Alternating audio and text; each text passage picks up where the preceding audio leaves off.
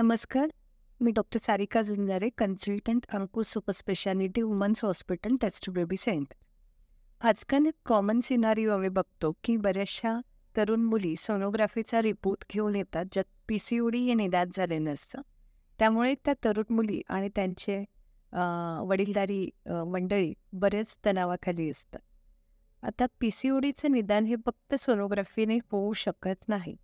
तरुण मुलींमध्ये बऱ्याचदा तुमचं ओव्हरीज या सिस्टिक असतात, त्यामुळे सोनोग्राफीमध्ये PCOD सारखं पिक्चर दिसू शकतं.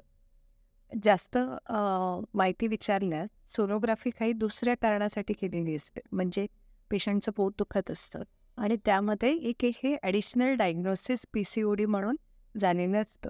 त्यासाठी बऱ्याचदा त्या मुली 2 महिन्याला 3 महिन्याला देखील कंटिन्युअस रेग्युलरली सोनोग्राफी करत असतात की माझं PCOD कमी झालं का. तर मला सर्व तरुण मुलींना हे अपील करायचं आहे की PCOD हा लाईफस्टाईल डिसऑर्डर आहे, तो आटोक्यात येऊ शकतो. त्यासाठी सोनोग्राफी करणे गरजेचे नाही.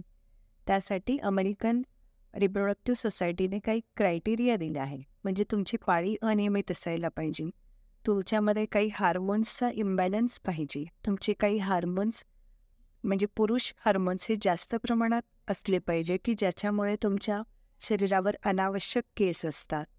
बऱ्याचदा शरीरावर नको असलेले काळे डाग असतात. हे सगळ्या गोष्टी असेल तर त्याला आपण PCOD म्हणतो. आणि PCOD फक्त सोनोग्राफीने डायग्नोज होत नाही. त्यामुळे हा सोनोग्राफीवरचा अनावश्यक खर्च आणि तणाव हे तरुण मुलींनी अवॉइड करणं खूप गरजेचं आहे. PCODचं एकदा निदान झालं किंवा तुमच्या सोनोग्राफीमध्ये आलं तर तुमच्या तज्ज्ञ गायनेकोलॉजिस्टला भेटणं गरजेचं आहे आणि त्यांच्याकडून अधिक माहिती घेणे आणि लाईफस्टाईल सुधारण्यासाठी प्रयत्न करणे हे प्रत्येक तरुण मुलीने करणं गरजेचे आहे.